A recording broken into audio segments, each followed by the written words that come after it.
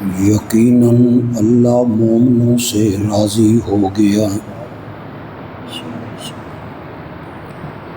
جب وہ آپ کے ہاتھ پر بیعت کر رہے تھے ایک درخت کے نیچے جو اخلاص ان کے دلوں میں تھا اسے اللہ نے معلوم کر لیا۔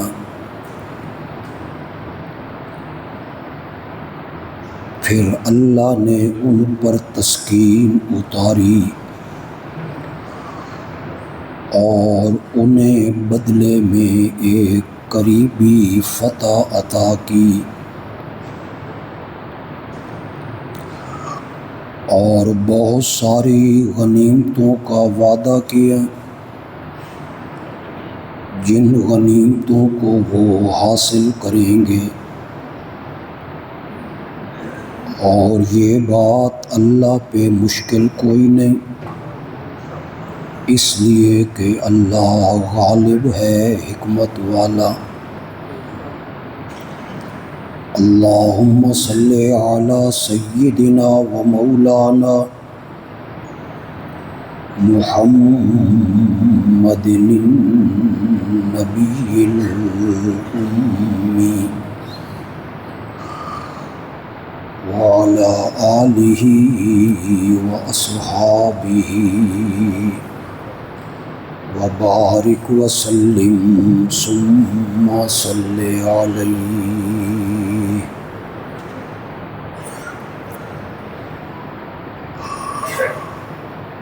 گزشتہ جمعۃ المبارک کے خطبے میں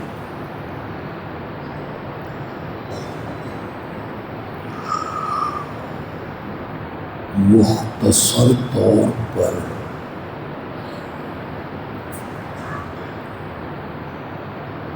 اس حقیقت کو میں نے بیان کیا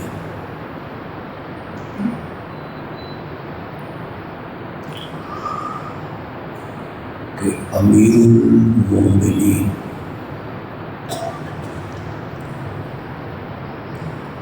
خلیفہ ثانی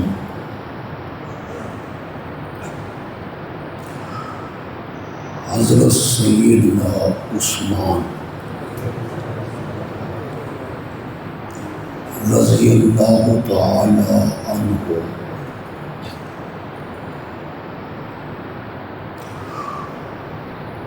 اس پوری دنیا میں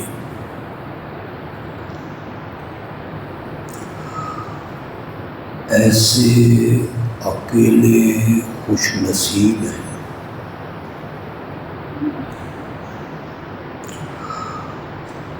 جن کے نکاح میں ایک نبی کی دو بیٹیاں ہیں۔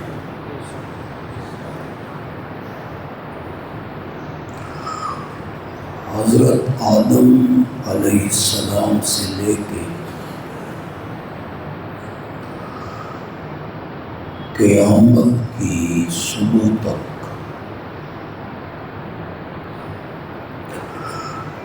یہ اعزاز اور یہ شرف حضرت عثمان کے سوا کسی کو بھی حاصل ہو نہیں۔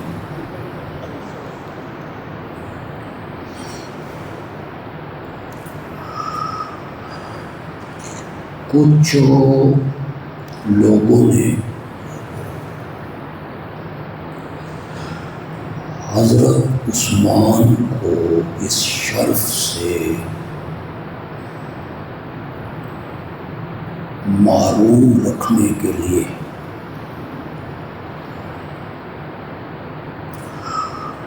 یہ پروپیگنڈا بڑی شدت کے ساتھ کیا۔ نبی اکرم صلی اللہ علیہ وسلم کی صرف ایک بیٹی تھی اور وہ ہیں سیدہ فاطمہ رضی اللہ تعالی۔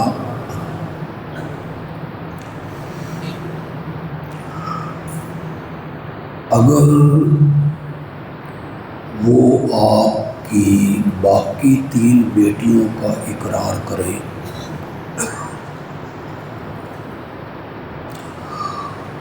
لوگ ان سے پوچھیں گے باقی 3 بیٹیاں آپ نے کن کو بیاہ کے دی تھی؟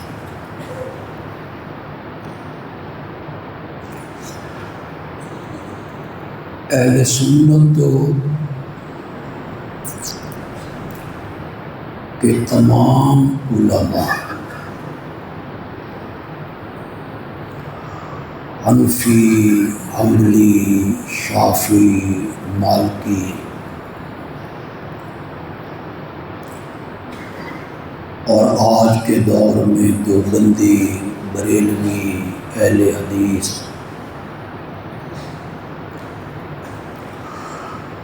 تقریباً اہل سنت کے تمام علماء کا اس بات پر اتفاق ہے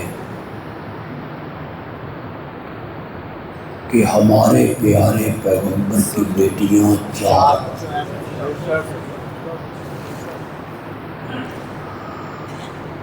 کوئی اہل سنت اس کا منکر نہیں۔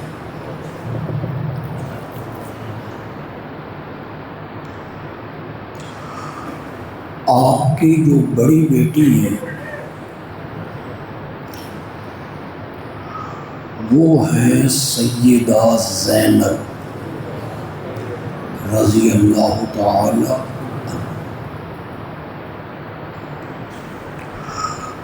یہ بہن بھائیوں میں سب سے بڑی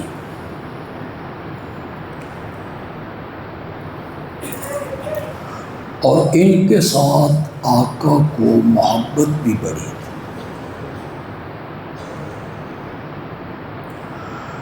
ویسے بھی انسان کی فطرت ہے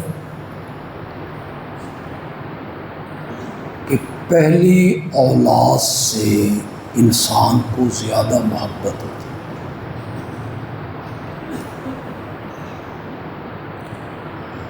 انہیں اسلام کے راستے میں بڑے مصائب کا شکار ہونا پڑا۔ انہوں نے ہجرت کرنا چاہی تو ان پہ حملہ کر دیا۔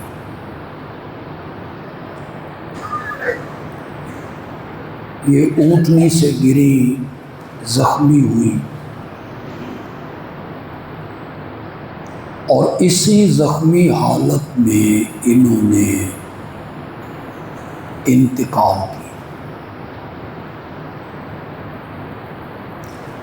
ان کو میرے آقا نے افضل و بناتی کہا۔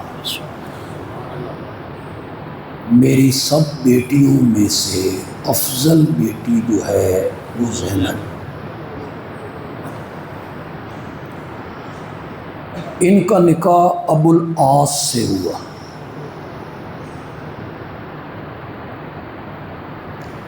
ابو العاص بنو امیہ سے تعلق رکھتے ہیں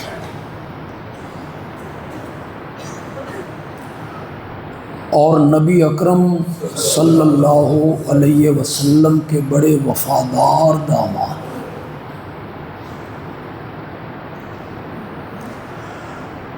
اگرچہ انہوں نے مکے کی زندگی میں کلمہ نہیں پڑھا، بدر میں بھی وہ ابو جہل کے جھنڈے کے نیچے ہیں اور گرفتار بھی ہو گئے، قیدی بنائی۔ قیدیوں سے جب فدیہ طلب کیا گیا تو ان کا فدیہ سیدہ زینب نے بھیجا۔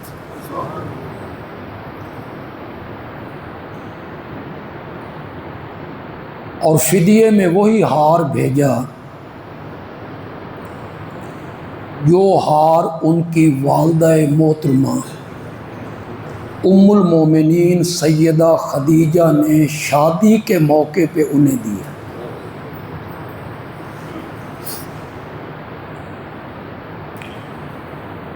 نبی اکرم کی آنکھوں میں آنسو آ گئے اس ہار کو دیکھ کے، اور صحابہ سے کہا اگر تم اجازت دو تو میں اپنی بیٹی کو یہ ہار واپس کر دوں۔ ابو العاص باوجود اس کے کہ انہوں نے کلمہ نہیں پڑھا، بعد میں وہ مسلمان ہوئے، بدر کے بعد وہ ایمان لے۔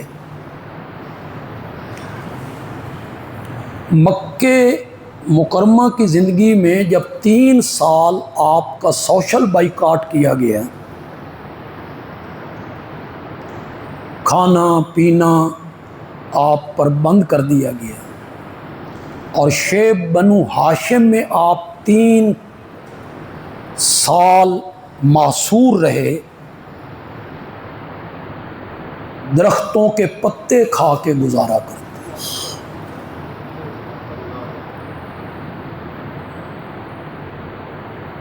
ابو العاص ہی تھے جو خفیہ طریقے سے میرے پیارے پیغمبر کو خوراک پہنچایا کرتے۔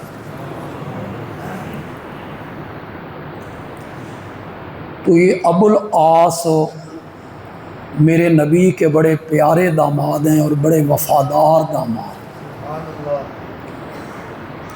ان کا تعلق بنو امیہ سے۔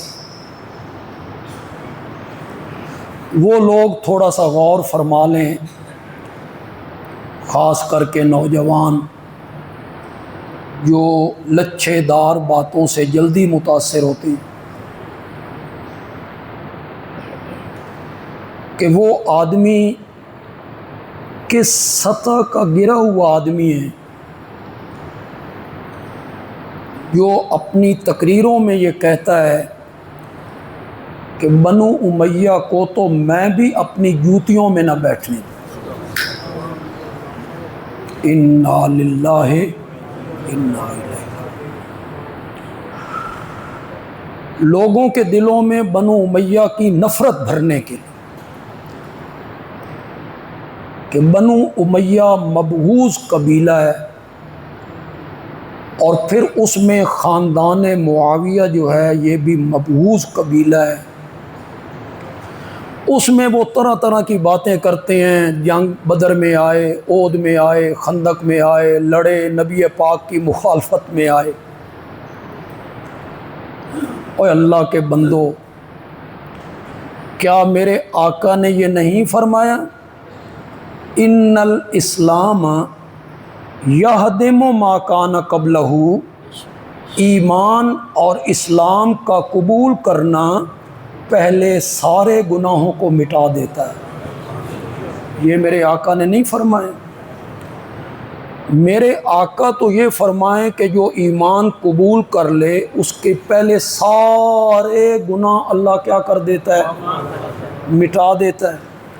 اور آپ ان جرموں کا ذکر کرتے پھرتے ہیں جو انہوں نے حالت کفر میں کیے تھے، جب انہوں نے ایمان قبول نہیں کیا، اور جب انہوں نے ایمان قبول کر لیا فتح مکہ سے 1 دن پہلے، تو پھر میرے آقا نے مکے میں داخل ہوتے ہوئے یہ فرمایا تھا کہ جو بیت اللہ کی 4 دیواری کے اندر آ جائے میں نے اس کو امن دے دی، ہم اسے کچھ نہیں کہیں گے۔ اور اس کے بعد میرے آقا نے فرمایا وَمَن دَخَلَ دَارَ أَبِي سُفْيَانَ فَهُوَ آمِنٌ، اور جو ابو سفیان کے گھر کی 4 دیواری کے اندر آ جائے محمد اس کو بھی امن دے دے۔ ایمان قبول کرنے کے بعد ان کے گھر کو تو میرے نبی نے دار امن قرار دیا ہے، آپ ان پر تنقید کرتے پھرتے ہیں۔ پھر جب نجران فتح ہوا تو نجران کا گورنر میرے نبی نے ابو سفیان کو بنائے۔ اب میں یہ باتیں بیان کرتا ہوں تو آپ کہتے ہیں بے سونیا نواں آیا، یہ تو ہم نے سنی کبھی نہیں۔ آپ نے سنی نہیں تو میں کیا کروں، علماء اسے بیان نہیں کرتے۔ یا یہ علماء سے پوچھئے نا، جو لوگ اس گھرانے کو بدنام کرتے ہیں ان سے ذرا پوچھئے تو صحیح کہ نجران جب فتح ہوا، میرے نبی کے دور میں فتح ہوا، تو میرے نبی نے نجران کا گورنر کس کو بنایا تھا؟ پوچھو لوگوں سے، علماء سے پوچھئے، تاریخ دان طبقے سے پوچھئے۔ اعتماد کیا میرے نبی نے اس خاندان پر، اور نجران کا گورنر میرے نبی نے ابو سفیان کو بنایا۔ اور پھر مزے کی بات یہ ہے کہ جب مکہ فتح ہو گیا اور میرے نبی اب مکے میں تو نہیں رہنا چاہتے، میرے نبی تو مدینہ پلٹ جانا چاہتے ہیں، تو میرے نبی نے مکے کا گورنر بھی بنو امیہ کا بندہ بنایا۔ چلیے جاؤ علماء سے پوچھیے کہ بندیال بھی یہ کہتا ہے ٹھیک کہتا ہے کہ غلط کہتا ہے۔ مکے کا جو گورنر پہلا بنایا میرے نبی نے، وہ کس قبیلے کا آدمی تھا؟ بنو امیہ۔ اور پھر مزے کی بات سنیے، یہ بڑے شرف کی بات ہے کہ مکہ فتح ہو گیا تو بیت اللہ کا جو پہلا مؤذن ہے،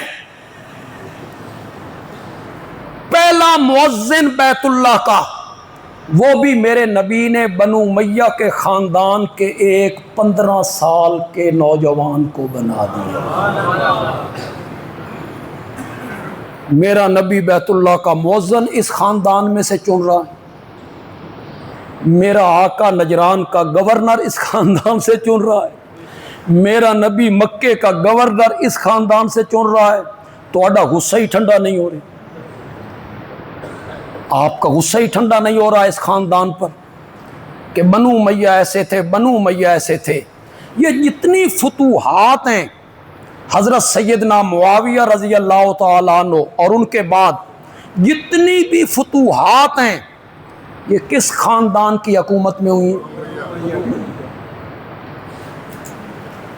تو میں صرف یہ آپ کا ذہن بنانا چاہتا ہوں، ماننا نہ ماننا تو آپ کے اختیار میں ہے، کوئی منوانا تو میری ذمہ داری بھی نہیں ہے۔ میری ذمہ داری ہے آپ کے سامنے ایک بات کو کھول دینا کہ بنو امیہ کا قبیلہ کوئی مبغوض قبیلہ نہیں ہے کہ آپ اپنے دل میں نفرت پالتے رہیں اور آپ اپنی تقریروں میں یہ کہتے رہیں کہ بنو امیہ کو تو میں اپنی جوتیوں میں نہ بیٹھنے دوں۔ تمہیں شرم نہیں آتی یہ کہتے ہوئے کہ میرے نبی کا بڑا داماد بنو امیہ،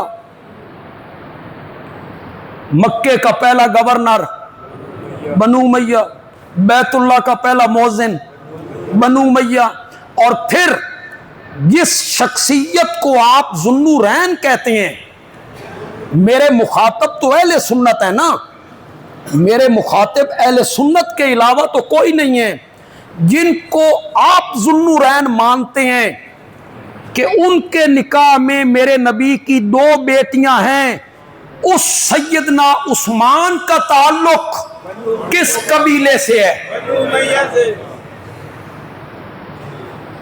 تو کہتا ہے میں انہیں اپنی جوتیوں میں نہ بیٹھنے دوں۔ اس طرح کی دیدہ دلیری، اس خاندان کے لوگوں کو تو دیکھو بھائی، وہ کتنے اونچے درجے کے لوگ ہیں، میرے نبی کے کتنے قریب رہنے والے لوگ ہیں۔ میرے نبی نے 2 بیٹیاں دی ہیں ان کے نکاح میں، اور جب دوسری بیٹی دی ہے نا تو آپ نے یہ کہہ کے دی ہے، عثمان پریشان کیوں ہوتے ہو، روتے کیوں رہتے ہو، افسردہ کیوں ہو، کہ آپ کے ساتھ جو تعلق تھا سسر اور دامادی کا، یہ بڑا گہرا اور بڑا نازک تعلق ہوتا ہے۔ آپ میں سے جو بیٹیوں والے ہیں وہ اچھی طرح جانتے ہیں، داماد اور سسر کا تعلق بڑی محبت کا تعلق ہے، بڑا نازک تعلق ہے۔ وہ تعلق آپ سے ٹوٹ گیا ہے آپ کی بیٹی سیدہ رقیہ کے انتقال کے ساتھ، تو میرے پیارے پیغمبر نے فرمایا عثمان یہ جبریل کھڑا ہے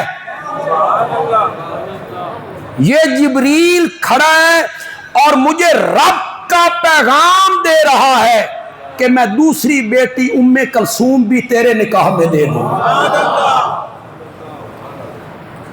اور میں نے کسی بیٹی کا نبوت کے ملنے کے بعد نکاح نہیں کیا مگر وہ سارے نکاح میں نے اللہ کے حکم سے کی۔ دوسری بیٹی کا انتقال، حضرت عثمان رضی اللہ تعالیٰ عنہ، حضرت سیدنا عمر کہو رضی اللہ تعالیٰ، ان کی بیٹی کا نام ہے سیدہ حفصہ، وہ بیوہ ہو گئی۔ ادھر حضرت عثمان کی اہلیہ فوت ہو گئی، تو حضرت عمر کا دل تھا کہ میں حفصہ حضرت عثمان کے نکاح میں دوں، حضرت عثمان میری بیٹی سے نکاح کریں، لیکن حضرت عثمان کوئی مثبت جواب نہیں دے رہے تھے۔ حضرت عمر نے اس کا ذکر کیا نبی پاک سے، تو نبی پاک نے فرمایا عمر، اللہ عثمان کو حفصہ سے بہتر بیوی دے گا اور حفصہ کو عثمان سے بہتر خامد عطا کرے گا۔ تو حضرت حفصہ سے میرے نبی نے نکاح کر لیا، تو وہ ام المومنین کے زمرے میں آ۔ ام المومنین کا جو زمرہ ہے یہ کوئی معمولی خواتین نہیں ہے۔ آپ قرآن پڑھیں، آپ قرآن پڑھیں، سورۃ احزاب پڑھیں، 21ویں پارے کی آخری آیتیں پڑھیں، 22ویں پارے کی ابتدا پڑھیں، خدا کے لیے پڑھیں، اور جس عالم کا ترجمہ آپ کے گھر میں ہے آپ پڑھیں، دیوبندی، بریلوی، اہل حدیث، شیعہ، سنی، جس کا ترجمہ بھی آپ کے گھر میں ہے پڑھیں۔ 21ویں پارے کی آخری آیتیں اور 22ویں پارے کی ابتدائی آیتیں پڑھیں، وہاں اللہ میرے نبی کی بیویوں کو خطاب کرتا ہے، یا نساء نبی، خطاب ہی بڑا زبردست ہے۔ اللہ باتیں کرنے لگ گیا ہے میرے نبی کی ازواج سے، یا نساء نبی لستن کاحد من النساء۔ یہ کسی نے عربی آندھی ہوئے تو ترجمہ کرو، کا احدن، احدن میں نا کوئی ایک، من النساء عورتوں میں سے، لستن کا معنی نہیں ہے، تم جیسی نہیں ہے، یا نساء نبی لستن کاحد من النساء، دنیا کی کوئی عورت تمہارے ہم پلہ نہیں ہے۔ یہ سورۃ احزاب ہے، 22واں پارہ ہے، 22واں پارہ ہے، سورۃ احزاب ہے۔ میرے نبی کے حرم میں رہنے والی عورتیں، ایک منٹ کے لیے یار تصور تو کرو، ایک منٹ کے لیے یار تصور تو کرو، میاں بیوی کا جو تعلق ہوتا ہے آپس میں، میاں بیوی ایک دوسرے کا لباس ہوتی ہیں۔ قرآن نے کہا ہے کہ میاں بیوی ایک دوسرے کا کیا ہے؟ لباس ہے ایک دوسرے کا۔ میاں بیوی سے جو تعلق ہوتا ہے دونوں کا آپس میں، اس سے گہرا تعلق کائنات میں کیا ہوگا؟ میرے نبی کی ازواج، سبحان اللہ، جن کے گھر میں میرے نبی تشریف لاتے ہیں، جن کے ساتھ میرے نبی دن بھی گزارتے ہیں، راتیں بھی گزارتے ہیں، جو میرے نبی کو وضو بھی کرواتی ہیں، ان کے حجرے میں میرے نبی تہجد کی نمازیں پڑھتی ہیں۔ حضرت عائشہ رضی اللہ تعالیٰ عنہ اس کو روایت نہیں کرتی ہے کہ کبھی نبی پاک اتنا طویل سجدہ کرتے تھے کہ میرے دل میں یہ وہم ہونے لگتا تھا کہ کہیں روح تو نہیں نکل گئی، تو میں آپ کے انگوٹھے کو پکڑ کے ہلاتی تو آپ خود اپنے انگوٹھے کو حرکت دیا کرتے ہیں کہ جو تیری سوچ ہے اونج نہیں، افلا اکونا عبدن شکورا۔ جب حضرت عائشہ نے کہا یا رسول اللہ آپ کے پاؤں مبارک پہ ورم آ جاتا ہے، کھڑے کھڑے آپ 8 سپارے پڑھ دیتے ہیں، آپ کے پاؤں مبارک سوج جاتے ہیں، ورم آ جاتا ہے، آپ کی تو اگلی پچھلی لغزشیں رب نے معاف کر دی ہیں، آپ تو رحمت للعالمین ہیں، خاتم النبیین ہیں، حوض کوثر کے ساقی ہیں آپ،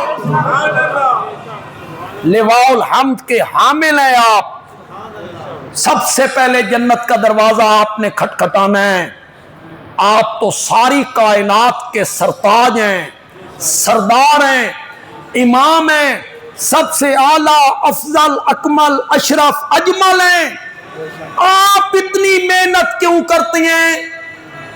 تو میرے آقا نے فرمایا جس رب نے اتنے اعزاز سے نوازا ہے کیا میں اس کا شکر گزار بندہ نہ بنوں؟ یہ ان کے گھر میں ہو رہا ہے، یہ ان کے گھر میں ہو رہا ہے، میرے نبی نمازیں پڑھ رہے ہیں۔ حضرت عائشہ رضی اللہ تعالیٰ عنہ سب سے زیادہ گھریلو زندگی کو لوگوں کے سامنے لائی ہیں، اور ازواج بھی لائی۔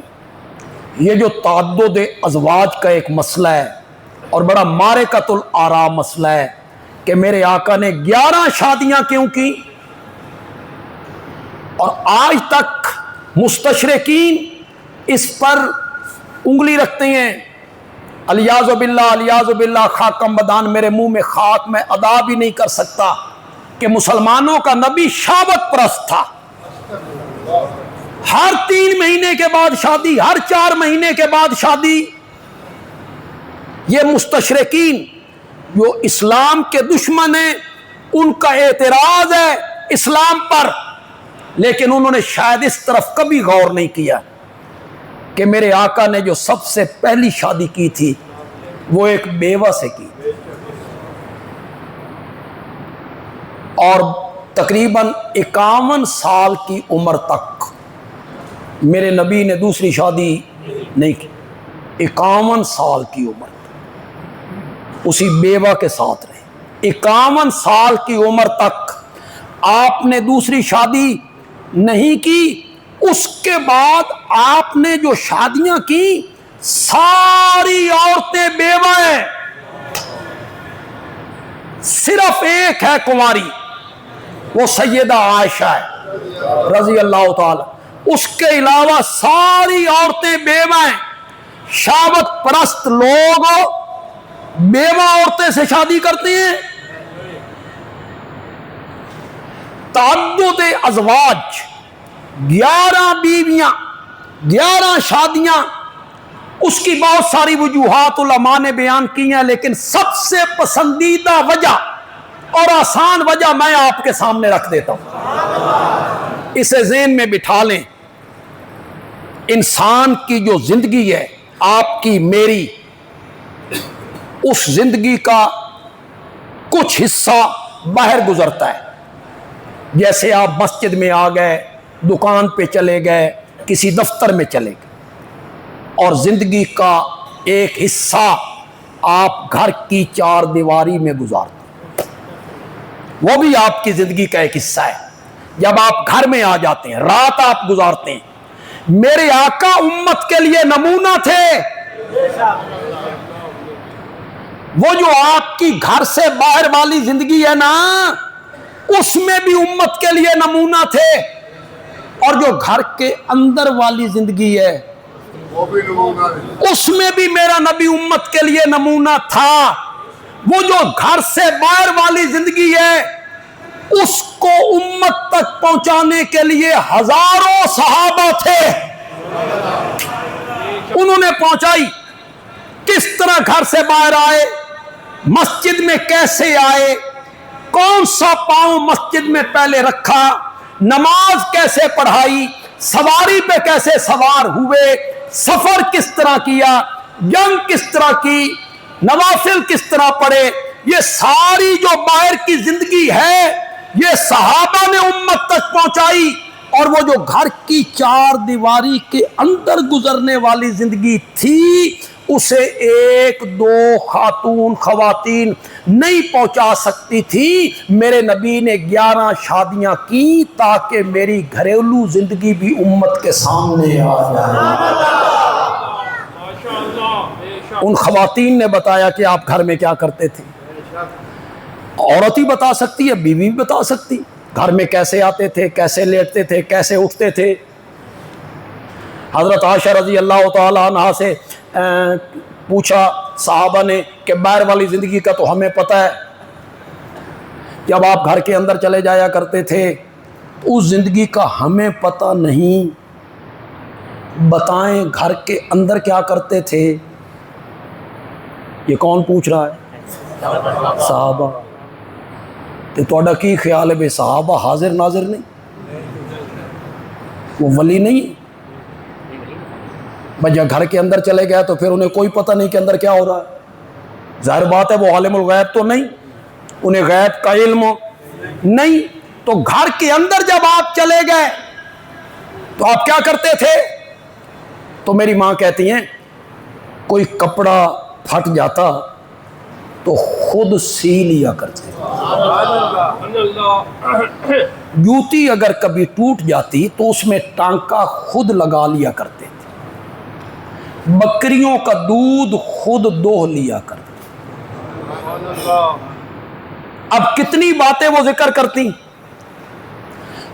تو میری ماں نے یہ 2-4 باتیں ذکر کر کے کہا کیا پوچھتے ہو؟ وَكَانَ بَشَرًا من البشر، وہ انسانوں میں سے ایک انسان تھے، اور جو انسان کی ضروریات گھر میں ہوتی ہیں وہ ساری ضروریات وہ خود پوری کریں۔ تو حضرت عثمان رضی اللہ تعالیٰ عنہ کے نکاح میں میرے آقا نے اپنی دوسری بیٹی ام کلثوم دی، اور یہ کس کے حکم سے دی؟ پکا لو یار، پکا لو۔ اس لیے ان کا لقب پڑا ذوالنورین، 2 نوروں والا۔ یعنی ان کے نکاح میں امام الانبیاء صلی اللہ علیہ وسلم کی 2 بیٹیاں ہیں، اور پوری کائنات میں یہ شرف صرف حضرت عثمان کو حاصل ہے، بس اس شرف میں ان کے ساتھ کوئی شریک نہیں۔ میں اگلی بات کہنے سے پہلے یہاں ایک حوالہ پیش کرنا چاہتا ہوں، نہج البلاغت، فریق مخالف کی کتاب،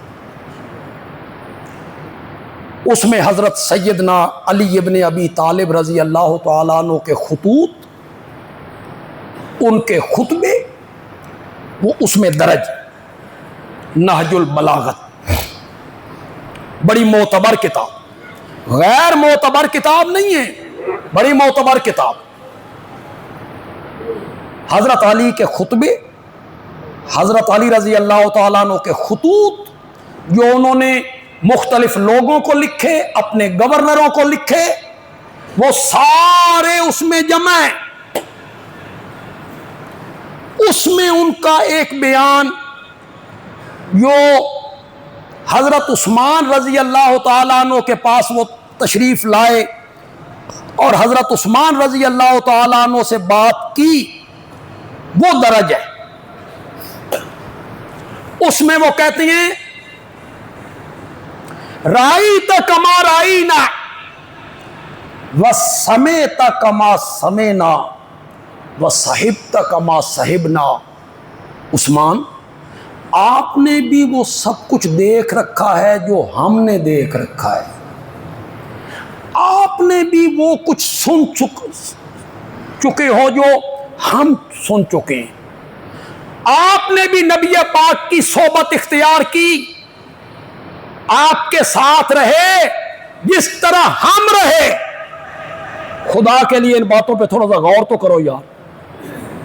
حضرت علی رضی اللہ تعالیٰ عنہ اس گفتگو میں حضرت عثمان کو بالکل اپنی طرح نہیں کہہ رہے ہیں، جو کچھ ہم نے دیکھا آپ نے دیکھا، جو کچھ ہم نے سنا آپ نے سنا، ہم نبی پاک کے ساتھ رہے، آپ بھی نبی پاک کے ساتھ رہے۔ یہ ساری باتیں کرتے کرتے آگے آ کے کہتی ہیں ایک شرف میں ابو بکر و عمر بھی تیرے ہم پلہ نہیں، اور وہ ہے نبی پاک کی قربت۔ وہ کیا ہے؟ وہ شرف کیا ہے؟ حضرت عثمان نبی پاک کی چوتھی پشت ہے اور حضرت عثمان کی چھٹی پشت ہے، جا کے ان کا دادا ایک ہو جاتا ہے، عبد مناف۔ عبد میرے نبی کا چوتھا دادا ہے اور حضرت عثمان کا ایک ہو گیا جا کے، تو یہ بھی قرب ہو گیا کہ چوتھا دادا ایک ہو گیا دونوں کا۔ حضرت عثمان کہتے ہیں ایک شرف جو آپ کو حاصل ہے، کس کو کہہ رہے ہیں؟ زور سے بولو۔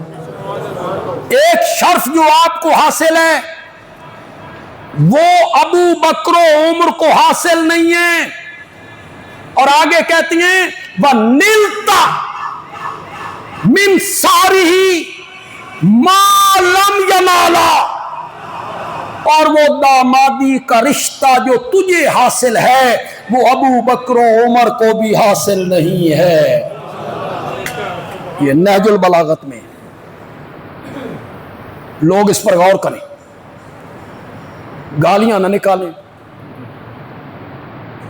تبرہ نہ کریں، غور کریں کہ نہج البلاغت میں یہ ہے یا نہیں ہے۔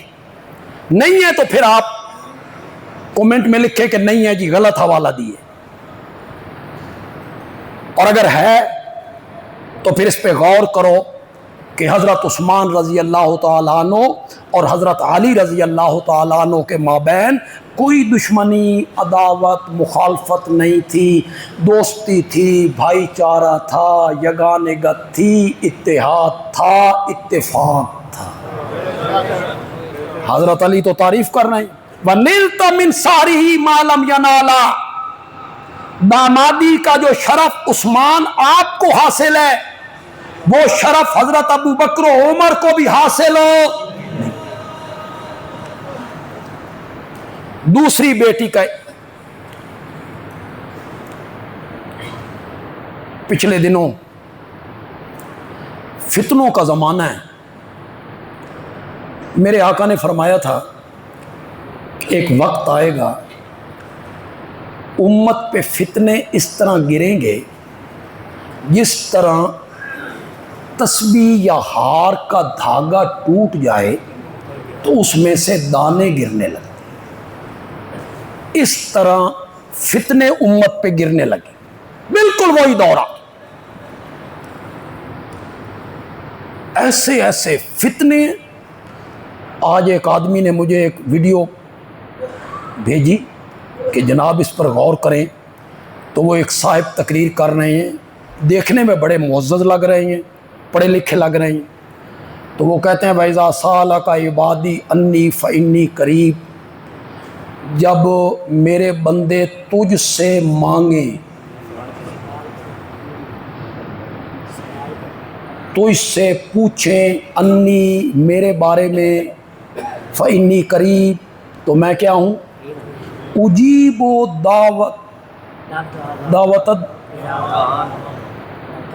ازادان، جب بھی داعی کوئی پکارے تو میں اس کی پکار کو قبول کرتا ہوں۔ تو آگے کہتے ہیں داعی تو نبی پاک ہیں،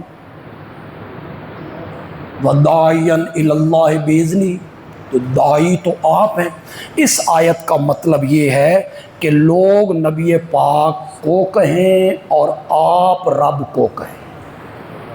مزائن آیت دا، مزائن آیت کی تفسیر کا، اس آیت کا مطلب یہ ہے کہ لوگ آپ سے مانگیں کہ یا رسول اللہ میری درخواست آپ کے پاس ہے، آپ داعی ہیں، آپ آگے پہنچائیں۔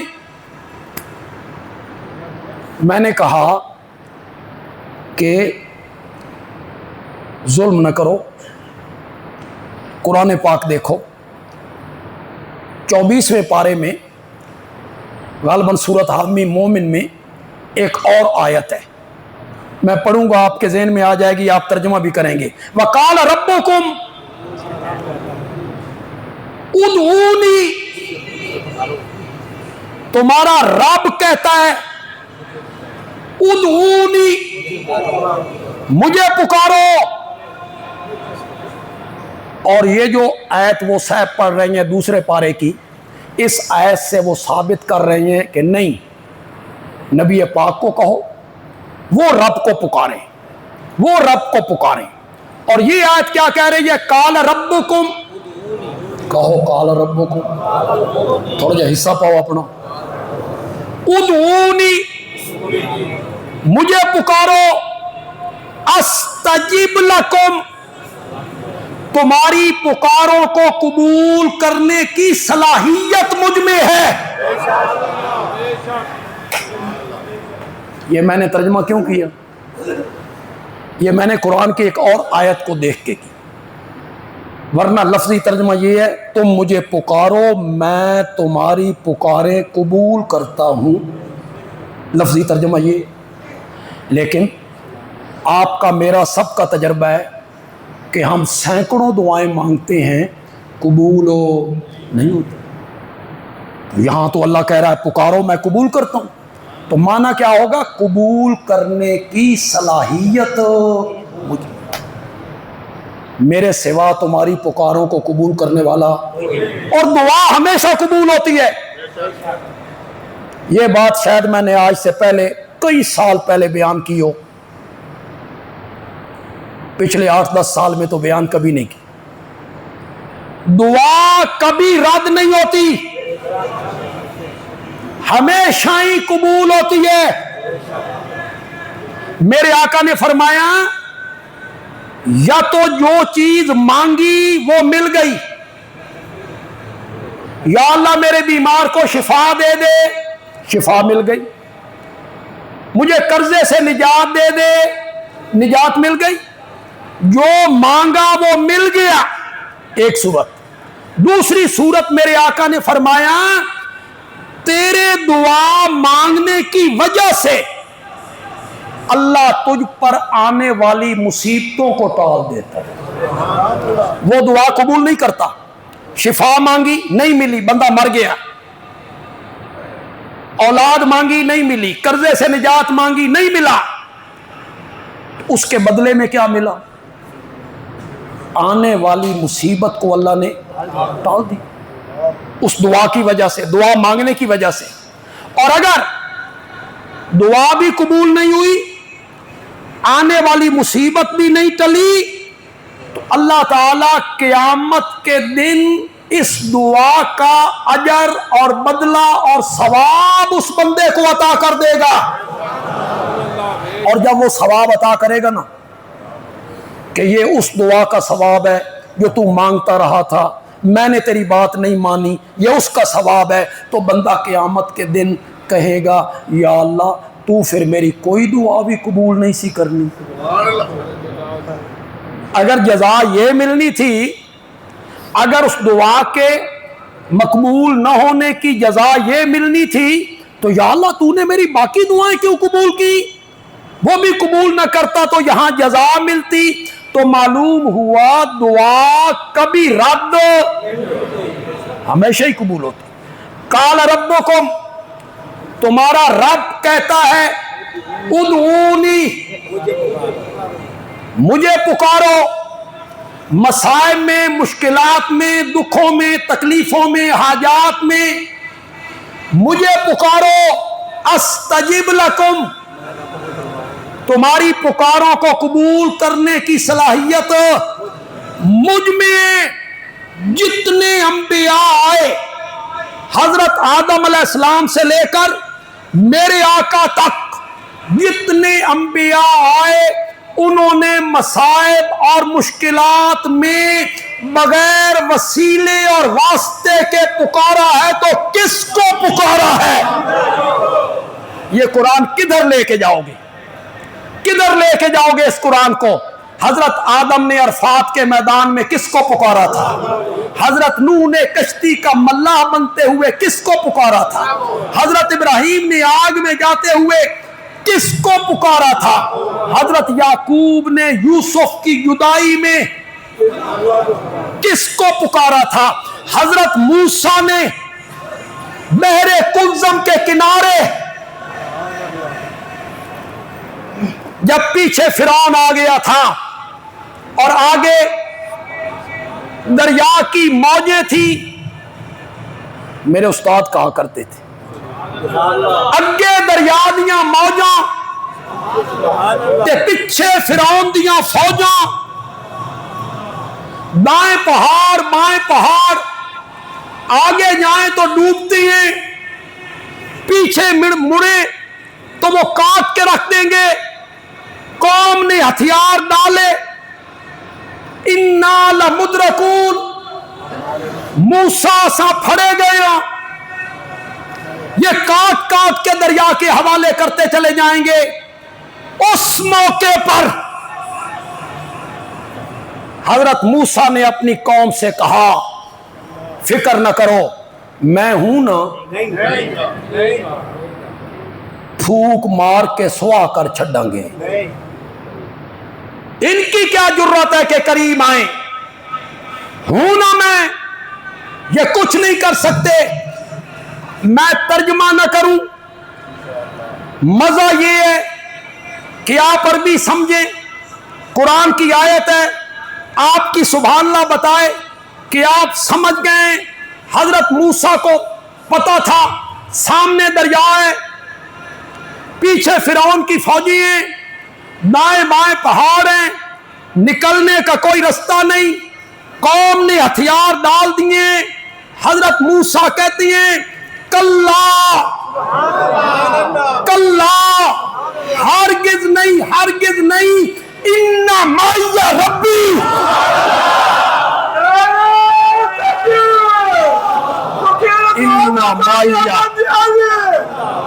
ان معی ربی۔ کس کو پکار رہے ہیں؟ کس کو پکار رہے ہیں؟ مصیبت میں گھر کے اللہ کا پیغمبر کس کے سامنے التجائے کر رہا ہے؟ ان معی ربی سیہدین، سیہدین، وہ مجھے راستہ دکھائے گا، وہ مجھے پار اتارے گا۔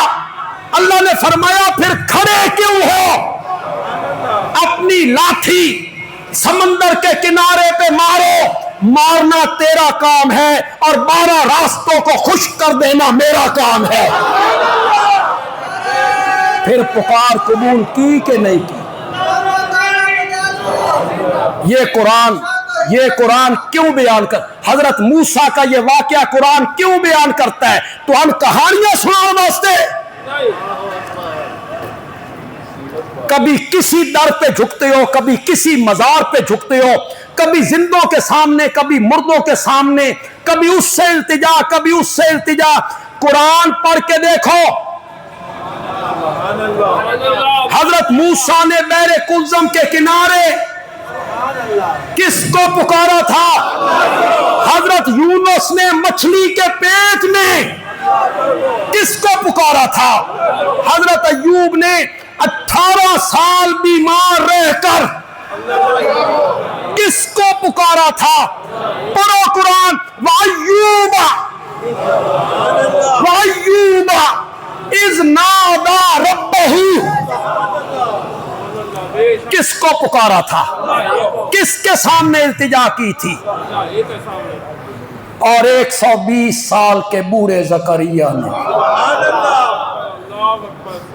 جس کے ہاں اولاد نہیں تھی، بیٹا لینے کے لیے کس کو پکارا؟ سورت مریم کا پہلا رکوع پڑھو، قرآن کے قریب آؤ، سورت مریم کا پہلا رکوع پڑھو۔ رب انی وہن العظم منی واشتعل الراس شیبا، مولا میریاں ہڈیاں کمزور ہو گئیاں، میرے سر دے وال چٹے ہو گئے، طاقتاں مک گئیاں، قوتاں ختم ہو گئیاں، میری بیوی بانج ہے، ماں عورت کے بطن سے اولاد پیدا نہیں ہوتی، وَلَمْ أَكُمْ بِدُعَائِكَ رب شقیہ، مولا میں تجھ سے مانگ کے کبھی محروم نہیں رہا ہوں، میں تجھ سے مانگ کے کبھی محروم نہیں رہا۔ وَلَمْ أَكُنْ بِدُعَائِكَ، بے دعائے کا کیا معنی ہے؟ جاؤ سورت مریم کا پہلا رکوع پڑھو، اس کا ایک اور معنی بھی کر سکتے۔ قرآن کا طالب علم ہوں، اللہ نے اپنے فضل سے قرآن کا فہم عطا کی، اللہ آپ کو بھی قرآن کے کریم۔ وَلَمْ أَكُنْ بِدُعَائِكَ رَبِّ شَقِيًّا، شقیہ کا معنی ہے بدبخت، لفظی معنی شقیًا کا کیا ہے؟ اس کے مقابلے میں ہوتا ہے سعید، سعید کا معنی ہوتا ہے بخت والا، اور اس کے مقابلے میں شقی، شقی کا کیا معنی ہے؟ بدبخت۔ اب میں شقیًا کا معنی لفظی کرنے لگا ہوں، بدبخت، پہلے میں نے معنی کیا محروم، اب میں نہ کرنے لگا بدبخت۔ بے دعائی کی جو با ہے یہ سببیہ ہے، یہ صرف طلبہ کے لیے کہہ رہا ہوں، جو علماء ہیں طلبہ ہیں ان کے لیے کہہ رہا ہوں، آپ کو اس کا پتہ نہیں چلے گا کہ با سببیہ کا کیا مطلب ہے۔ میں معنی کروں گا، سببیہ کا معنی کر دوں گا، مزہ آ جائے تو پھر آپ نے میرے دل میں ٹھڈ پا دیا۔ وَلَمْ أَكُنْ بِدُعَائِكَ رب شقیہ، مولا میں تجھ کو پکارنے کی وجہ سے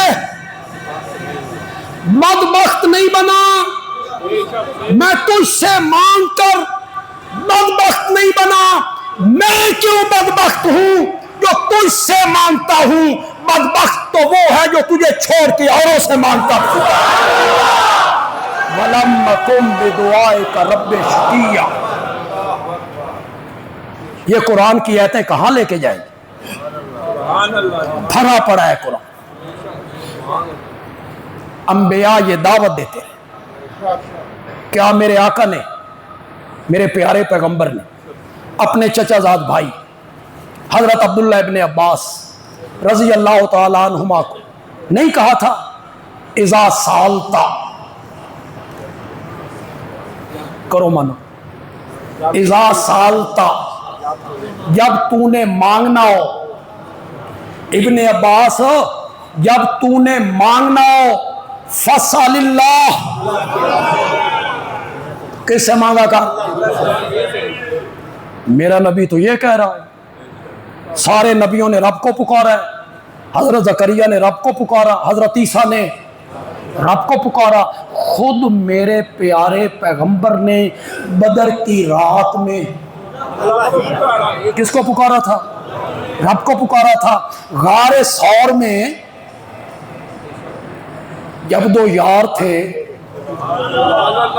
اور مشرکین غار کے منہ پہ آ گئے تھے اور حضرت ابوبکر پریشان ہوئے تو میرے نبی نے کیا کہا تھا؟ آ گئے تو کیا ہوا؟ میں ہوں نا، میں پھونک ماروں گا ان کو اندھا کر دوں گا، میں ہوں نا، نہیں کہا۔ قرآن اٹھا، اذ یقول الا تنصروہ فقد نصرہ اللہ اذ اخرجہ الذین کفروا ثانی اثنین، ثانی میں نے دو میں سے دوسرا، ایک تے نبی پاک ہو گئے، یہ دوسرا کون ہے؟ یہ دوسرا کون ہے؟ ثانی اثنین اذ ہما فی الغار، کیا پڑھ رہا ہوں؟ اذ ہما فی الغار، جب وہ دونوں غار میں تھے، کون تھے وہ دونوں؟ کوئی ہمیں بھی بتاؤ، ابو بکر کے سوا دوسرا کون تھا؟ اذ ہما فی الغار اذ یقول لصاحبہ، جب اللہ کے نبی اپنے صاحب کو کہہ رہے تھے، اذ یقول لصاحبہ 1,00,000 سے زائد صحابہ ہیں، کسی کی صحابیت قرآن سے ثابت نہیں ہے، صرف ابو بکر ہے جس کی صحابیت قرآن سے ثابت ہے، قرآن سے۔ اذ یقول لصاحبہ، جب وہ کہہ رہا تھا اپنے ساتھی سے، لا تحزن، غم نہ کر، تو کیا سمجھتا ہے اس غار میں تو اور میں دو موجود ہیں؟ نہیں، ان اللہ معنا۔ کس کو پکارا میرے نبی نے؟ جمعے کا ٹائم بڑا محدود ہوتا ہے،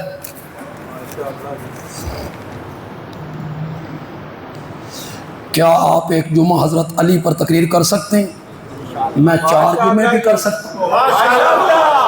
حضرت علی ہمارے دل کا نور ہے، دل کا سرور ہے، ان کے پاؤں کی جوتیاں ہمارے سر کا تاج ہے۔ جس طرح باقی صحابہ پہ تنقید نہیں ہو سکتی، حضرت علی پہ بھی تنقید نہیں ہو سکتی۔ کوئی ان کی غلطیاں گنوائے کہ انہوں نے یہ کام صحیح نہیں کیا، یہ کام صحیح نہیں کیا، نہ، حضرت علی رضی اللہ تعالیٰ عنہ پہ تنقید نہیں ہو سکتی۔ ان کے متعلق بغض رکھنے والا منافق ہے، محبت رکھنا ایمان کی علامت ہے۔ تو حضرت علی تو ہماری جان ہے اور ہمارے ایمان کا حصہ ہیں۔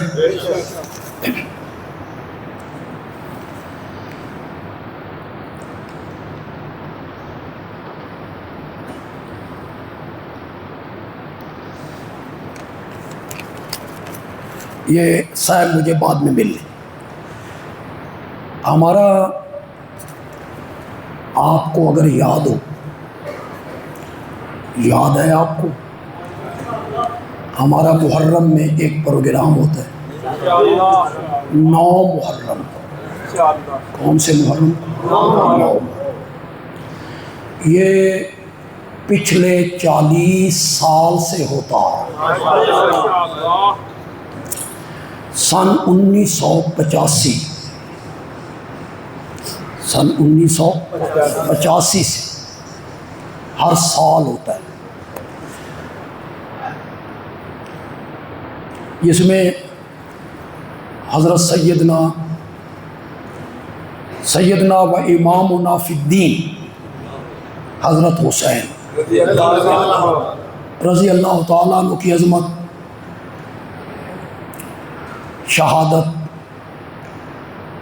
شہادت کا پس منظر، شہید کرنے والے لوگ کون تھے،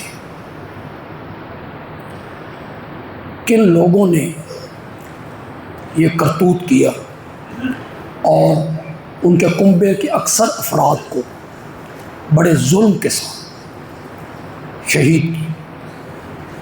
اللہ ان کے قاتلوں پہ لعنت فرمائے۔ حضرت حسین کے جو بھی قاتل ہیں ان پر بھی لعنت، جنہوں نے قتل کو حکم دیا ان پر بھی لعنت، اور جو اس پر راضی تھے ان پر بھی لعنت۔ زور سے کہو ذرا، زور سے کہو۔ شہید کرنے والوں پہ بھی لعنت، حکم دینے والوں پہ بھی لعنت، اور جو اس پر خوش ہیں یا خوش ہوئے ان پر بھی رب کی لعنت۔ تو آپ جانتے ہیں اس میں جو کچھ بیان ہوتا ہے، تو میں چاہوں گا کہ یہ جمعرات کو 9 محرم کب ہے؟ جمعے کا دن 10 محرم کو آ رہا ہے، تو جمعرات کو مغرب کی نماز کے بعد، کس نماز کے بعد؟ عشاء کے بعد نا، مغرب کے بعد یہ پروگرام ہوگا انشاءاللہ۔ ہمارے شہر کے خطیب ہیں حضرت مولانا قاری احمد علی ندیم، ڈویژنل امن کمیٹی کے رکن ہیں اور سفیر امن کی حیثیت سے جانے جاتے، وہ انشاءاللہ تشریف لائیں۔ مولانا عبدالتواب عزیز آئیں، ان کا بیان ہوگا، اور پھر میں نے بھی بیان کرنا انشاءاللہ۔ میرے رب کو منظور ہو۔ تو میں چاہوں گا کہ یہ ایک تحقیقی موضوع ہے، یہ کوئی ایسا موضوع نہیں ہے جس پر کفر و اسلام کا دار و مدار ہو، کہ جنہوں نے واقعہ کربلا کو اس طرح سمجھ لیا وہ کافر ہو گئے، نہیں، ایسی کوئی بات نہیں۔ یہ ایک تاریخی تحقیقی عنوان، اہل علم لوگ، صاحب تحقیق لوگ اس پر غور کر سکتے ہیں، مطالعہ کر سکتے ہیں، تحقیق کر سکتے ہیں۔ تو میں چاہوں گا کہ آپ کے جو دوست ہیں، احباب ہیں، دفتر میں کولیگ ہیں، رشتہ دار ہیں، انہیں آپ اس پروگرام کی دعوت دیں۔ کیا خیال ہے؟ انہیں آپ ساتھ، تاکہ وہ بھی اس حقیقت کو سنیں کہ اصل حقیقت کیا ہے اور اس واقعہ کا ذمہ دار کون، یہ ظلم کس نے ڈھایا، ان ظالموں کی نشاندہی کی جائے۔ تو آپ جتنے شہر کے لوگ ہیں، میں آپ سے کہوں گا کہ مغرب کی نماز آپ یہاں پڑھیں۔ اس دن تقریباً چھٹی ہوتی، 9 محرم کو بازار بند ہوتے ہیں، آپ گھروں میں ہوتے ہیں۔ تو ہم جتنا جلدی شروع کریں گے، ہم اس دفعہ چاہتے ہیں جلدی ختم کریں، یہ نہ ہو کہ آپ بعد میں آئیں، میری تقریر ہو جائے اور آپ پچھلے سالوں کی روٹین پہ رہیں۔ نہیں، ہم اس روٹین کو توڑنا چاہتے ہیں کہ ہم 1 بجے تک، 12:30 بجے تک اس کو لے جائیں، نہیں، ہم اسے جلدی ختم کرنا چاہتے ہیں۔ آپ کا کیا خیال ہے؟ یہ ہمارا فیصلہ صحیح ہے یا غلط ہے؟ صحیح ہے نا فیصلہ، کہ جلدی شروع کیا جائے اور جلدی اس پروگرام کو ختم کیا جائے۔ تو یہ ہمارا 40 سال سے پروگرام ہمیشہ بڑا پرامن پروگرام ہوتا ہے، ہو رہا ہے۔ تو آپ اس میں بڑی محبت کے ساتھ شریک ہوں گے۔ آج درس قرآن انشاءاللہ ہوگا۔ پچھلے جمعے بارش آ گئی تھی، آندھی آ گئی تھی اور درس قرآن نہیں ہوا۔ آج درس قرآن ہوگا، مغرب کے بعد معاویہ مسجد میں یہی ہوگا، صرف مغرب سے عشاء تک درس قرآن ہے۔ آپ خاص کر کے